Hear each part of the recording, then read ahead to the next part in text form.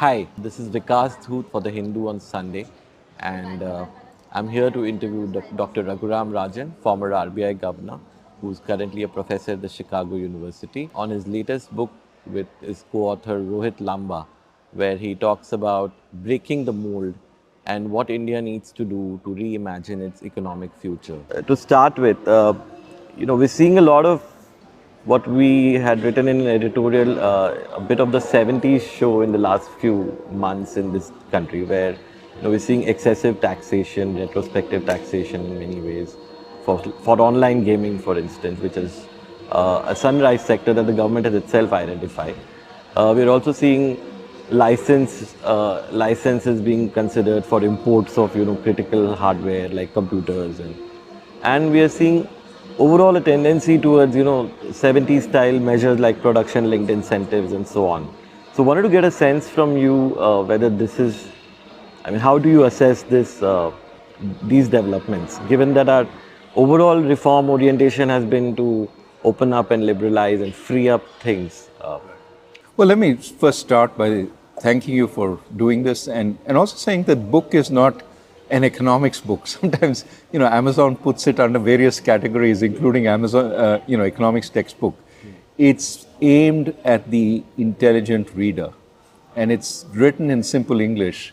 And hopefully at the end of it, you will learn some economics, but you learn a lot about India, and hopefully we put some issues on the table that you can grapple with in your mind. Our basic sense certainly is that even the old, liberalizing pace of growth that we had is not enough, given what is happening in the world around, given what is happening to unemployment. But the new focus seems much more the old bureaucratic intervention. Let's favor this sector, let us put tariffs on that sector, and let us tax this. The problem with Indian policy, for a long time had been unpredictability. Unpredictability and a sense that this was all about bureaucratic intervention. I know, therefore I am going to enable, and I'm going to enable this, and I'm going to enable that. There certainly is a strong whiff of that. Take the tariffs on computers.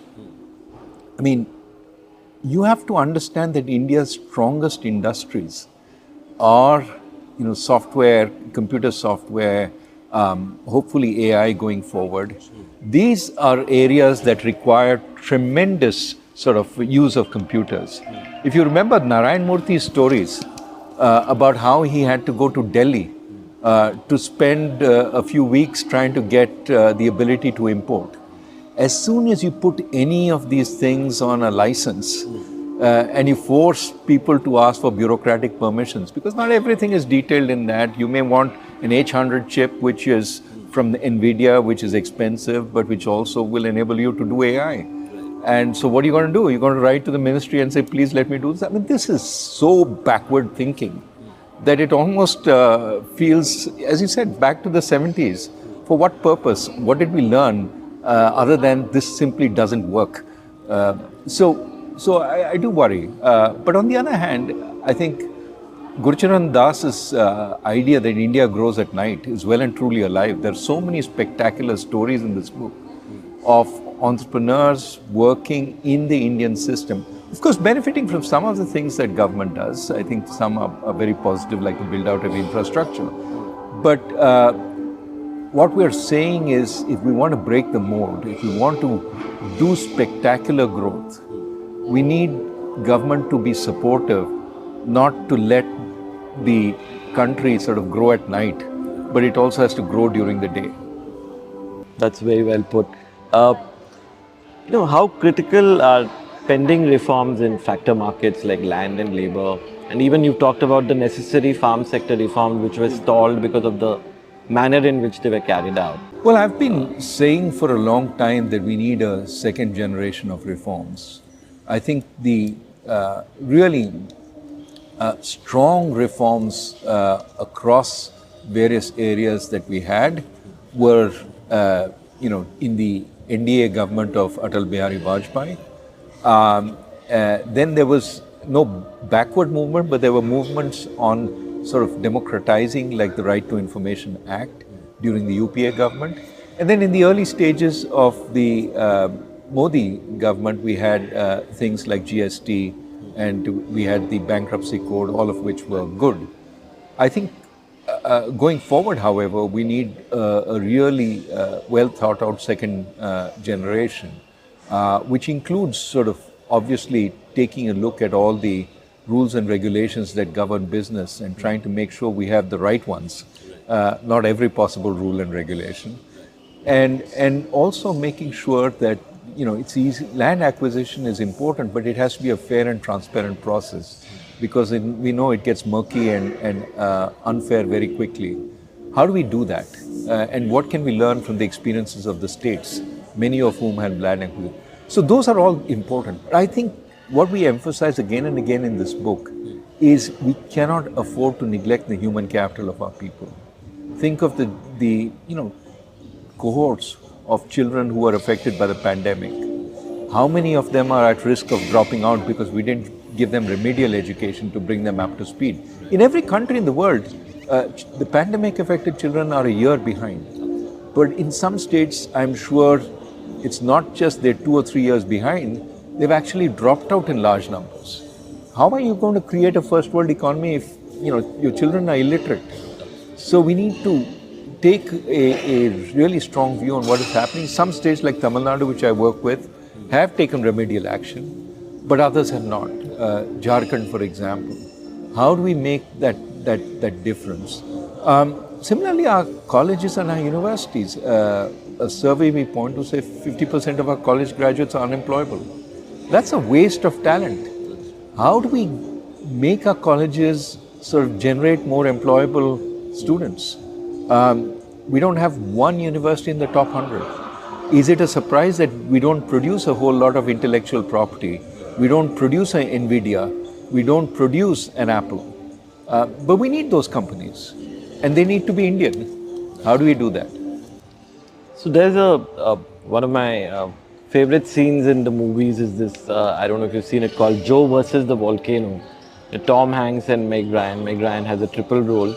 I haven't seen it. You must. It's a very interesting, surreal movie. But there's a scene, typical corporate scene, where Tom Hanks is listening to his boss talk on the phone, where his friend is suggesting that he hire some relative of his, for the job. And he keeps repeatedly asking, he can get the job, but can he do the job?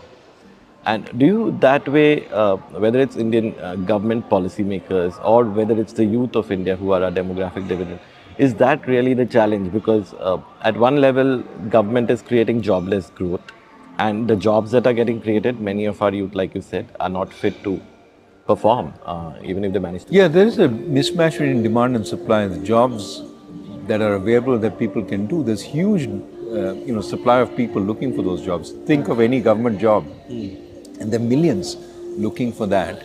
But when I talk to entrepreneurs, they say, I can't find anybody who I can employ. These people have jobs, but they can't find the skilled people. So clearly that is something that has been persistent, and we need to really have skilling programs that work to make this happen. But skilling programs are just the last mile. What about everything that happened right to that point? And that's why the foundations are so very important. This government has to spend more time. I think I have certainly discovered in my interaction with youth that it doesn't matter what skills they possess, but if you challenge them and they have some basics, they will rise to the occasion. I saw this again and again at the RBI. Our young officers, came from all over the place, but they didn't have specialist degrees, but said, this is the problem I want solved. And they went out and they worked on it, and they came back with an answer which was, pretty good. Right. So I think that I have immense faith that we can do it if we put our shoulder to it. There's nothing that we can't do. Right. And that's the magnificence of India, right? You have, on the one hand, Nobel Prize winners, Abhijit Banerjee, Venki Ramakrishna, etc., people like that. And on the other side, you have, 5th grade students who can't do math at the 2nd grade level. but there's a lot between. And can we use that talent we have, the strength we have, to pull everybody else up? And this notion that it has to be India shining and only the top, I think has been discredited so many times. You can't just look at the stock market and say we're doing wonderfully well. Right. What about the rest? And if we're talking about a 20-year framework, not a framework which ends with the election cycle, we have a lot to do. And so we should embark on it now. And given that this demographic dividend is not going to last forever, it's not. And this is the fear we mention in our book that China has, we should have, of growing old before we grow rich. I mean, we are still young, but it's not going to last forever. And you already see in the rich states, people are having, less than 2 children, below the replication rate, right? And as a result, I think aging is going to hit us sooner than we think, if we progress along the path that we're talking about. You talked about how, manufacturing in the conventional sense, the Chinese way, is no longer going to be alone enough for India to lift up its people out of agriculture and broader poverty levels. You talked about some interesting examples of, services, manufacturing, hybrid work, and direct services exports like education, online, and so on. So, in that framework, where do you think, manufacturing remains important, but how do we calibrate our policies to enable the other stuff? I think the wrong idea, and this is the bureaucratic idea, that we should subsidize our way to manufacturing. And we're saying that's problematic for a couple of reasons. Because earlier when China entered the game, it was competing with US workers. I mean, the whole argument in the US is so many workers lost their jobs because we competed with China. The labor arbitrage was important between workers. The cheap Chinese worker, even though less productive, didn't have the same level of automation, but was cheap. Today, when we're competing with the Chinese worker, right? And so it's not that we're going to make a lot of profits from this, which will enable us to improve the quality of our infrastructure and our people. We're actually subsidizing our way to this job because we can't compete with the Chinese workers. So then the important question is, if you subsidize your way to this, is the job going to stick? Are they going to come and bring everything else? And there's no reason why they should. If I can make my components in Malaysia, it's a plane ride away to bring it into India. And, so long as we keep tariffs on that low. If we start erecting tariffs on everything, then finally people will bring stuff into India to manufacture, but it's going to be the old, high-cost manufacturing unless we subsidize. And if it's subsidizing, it's, taking from one pocket of the government and giving it to the private sector. So what is the plan behind this? China could grow up the value scale because, it was in an environment where competition was much lower. It could reinvest huge amounts in moving up the value scale. We don't have such an argument here. Instead, what we're saying is, why don't you address the problem head on? That people don't find workers who are highly qualified. So what they do instead is focus on something in between, low-skilled manufacturing, which requires higher engineering talent, which is more capital intensive. That's how our successful two-wheeler industry, our pharmaceutical industry thrives. It's on jugaad. It's a level up from the low-skilled man. It's not the cheap worker that they're basing it on, but it's more that the engineering talent is there to do the incremental innovation. That's where we have been really successful. Well, if you think about that, then you can do two things. One, try and improve the quality of the worker, which is the health and education we are talking about, skilling. But the other is try and move up the value chain. Focus on your colleges, improve the quality of engineering. And that's why we're already very successful. We talk about these, 1,600 GCCs which have come into India, hiring workers for, doing things like trading, building out exchanges, building platforms. I mean, those are all new. And now, I talk in the book about somebody wanting to hire consultants to work directly in the UK. These are all places where if we can educate the worker really well, they can go from zero to hero within the span of the education period. So why not focus on that? We produce over 1.5 million engineers a year, but a large number of them are not particularly good. Can we upgrade the quality a little bit? And then you can, all those people will attract companies from across the world looking for them. So, government people, I'm told, say we don't subsidize services because it's already doing so well. Precisely. Focus on your advantage. Don't focus on your disadvantage. And try and make more people capable of doing that. Now, the other argument is, services aren't going to provide jobs for the many. Of course they do provide. Look around you in any city. Everybody is doing a service job. And there are a huge number of jobs which come as a result. Every high-paid worker creates 5 jobs or 6 jobs. Now, what you want is those 5 jobs to be good enough that they can educate their kids so that they can become those high-paid workers. And I saw that this happen at the RBI where, our class 4 employees, the kids were all bank managers, working at Infosys. They all had a good education.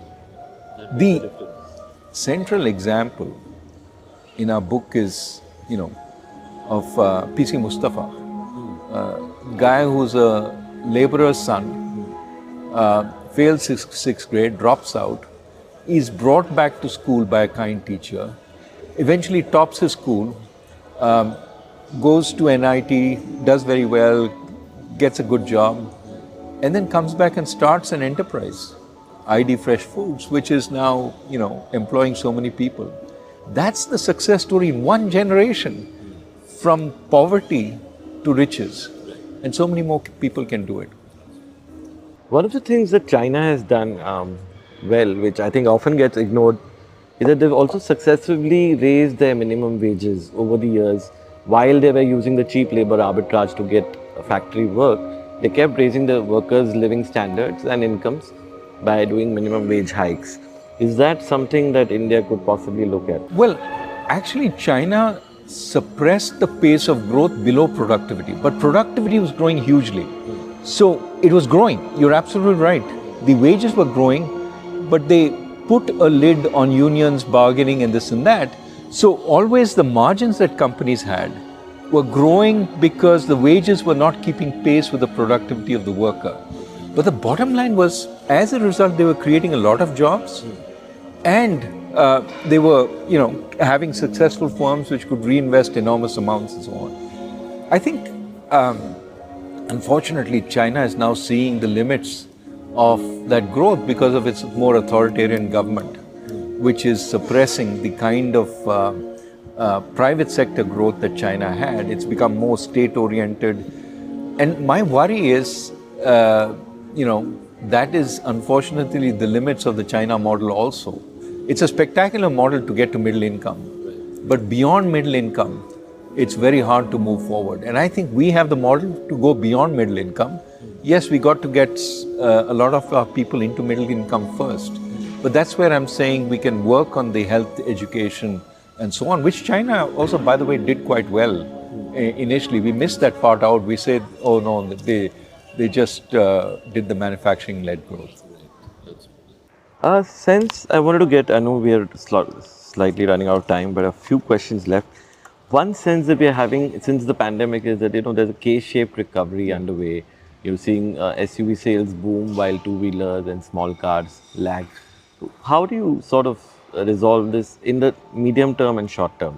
I think we need to understand better why it is. I think it is a reality. And I think it's, partly you see it also in the unemployment numbers, right? We have highly qualified workers, there's a lot of demand for, but the unemployment numbers for the low middle class are also, CMI numbers look a little alarming.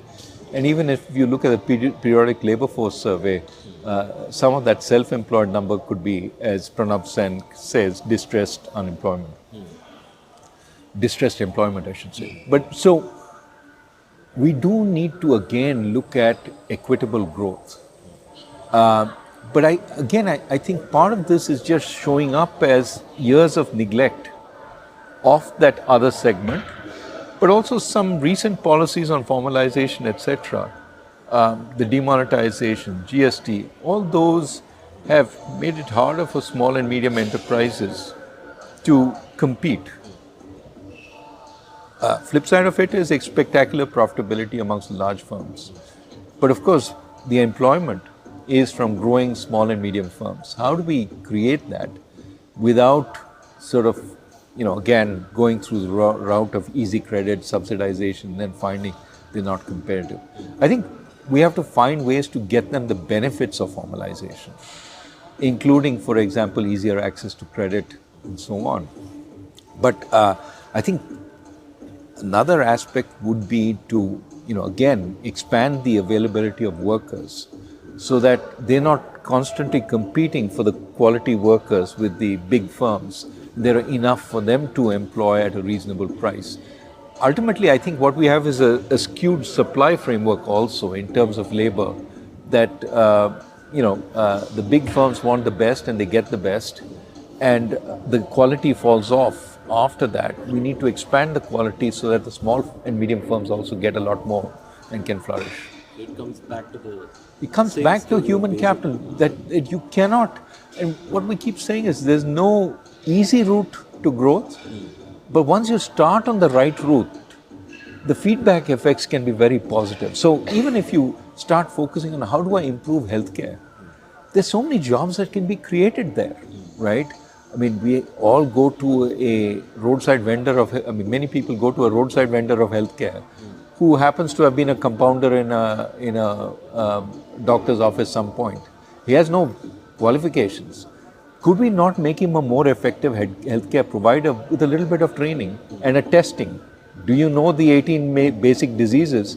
And do you know when you don't know, so you can push this person into you change the quality of healthcare by doing this, by creating those barefoot doctors, if you will. But you need to change the system, because the system doesn't allow it. Doctors are very reluctant to have anybody else certified. And so you have these doctors' room full of, hundreds of people, each of which is waiting 4 hours to get seen if they're lucky. While in fact, many of them could be dealt with at a much lower level. We need to rethink everything we do. I mean, by the way, this is not my suggestion, this is Abhijit Banerjee's suggestion. But nobody's paying attention to it. Right. So one of the things that the government is currently doing is they're drawing up this Vision 2047, where they will like to become a developed nation with certain per capita income and so on. Even in that plan, as of now, the last version I saw, the literacy rate target is still 90% by 2047. And I think the very premise of this will be slightly shaky because we haven't had no data, whether it's census, consumption expenditure or unemployment. We've got no data since 2011. So how difficult is planning for a 25-year period? And planning, you can make up any number you want.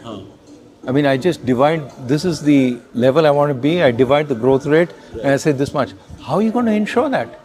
We did away with the planning commission, which put a lot more thought into the next 5-year plan. So that's one very important question. But even today, I see ministers come out, we'll be a 5 trillion economy by the end of 2025. Have you done the numbers? When our Prime Minister said that, I thought it was an sort of aspirational goal. But if you did the numbers, there was no chance we would hit 5 trillion even without the pandemic. Of course, with the pandemic, it made it impossible to hit 5 trillion by 2024. Now, another minister is saying, what you want is some thinking behind this. And what we are worried about is that the vision is not accompanied by serious economic thinking. It's just a numbers thrown out, and we will be a developed nation by 2047. What does that entail? And what does that mean today? Your 35% malnutrition today is going to be a worker in 2047. Is that worker going to be capable of doing work in the presence of robots, in the presence of AI?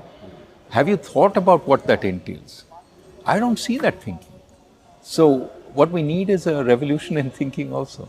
So there is this inherent belief that all is well, and some of the short-term data makes you feel that things are much better than they look, and therefore, is there some sort of broader actual deficit that we are facing in the way we are pushing? I don't think it's a deficit. I just think that the willingness to slap down every critic who points to the downside. I wouldn't even say a critic, even balanced observers who point to the downside.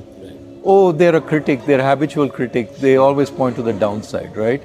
And so who wants to, offer suggestions in this?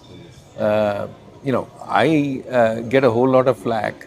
And even to the point that some newspaper says I enjoyed. Who enjoys being, assaulted all the time? But you care enough about the process that you say, look, even if nobody wants to speak, I should speak because I feel I would be letting down my country if I didn't speak. And so it's important to speak because otherwise the picture is an imbalanced one.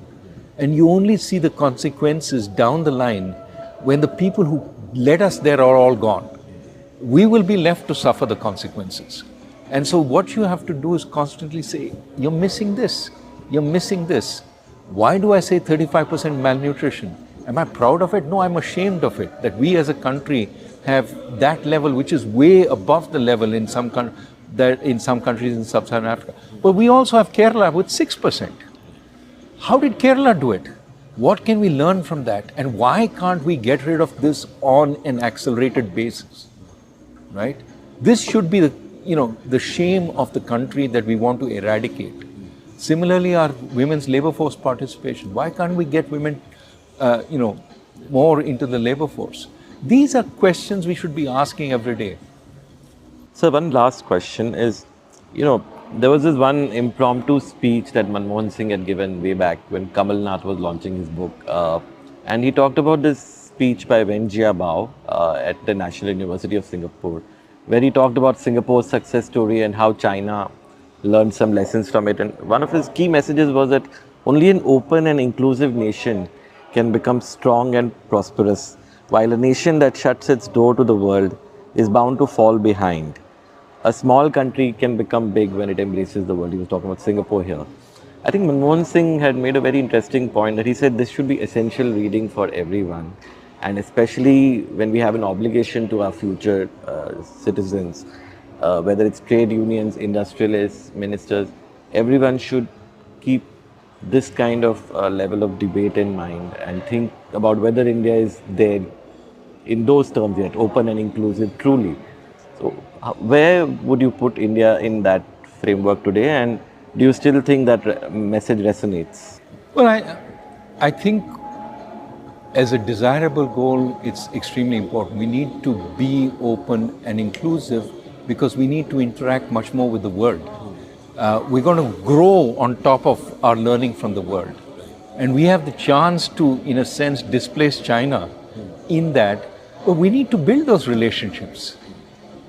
It is extremely important, and it's extremely important we be able to tell an India story where we welcome. I mean, we keep saying Vasudhaiva Kutumbakam, that the world is one family. Let's make India our own one family first and show that to the world. Let's not say this person is that and that person is that and they don't belong and that person doesn't belong. Everybody is a citizen. Everybody is a first-class citizen. There are no second-class citizens in this country. Let us do that and show the world. That's an example we can be proud of, right? And I think we start with that. And then we build on it. Thank you so much, sir. That was excellent, and I hope our readers and viewers get some insights. I really hope they, hope some of them actually read the book, and I would be happy to engage on it.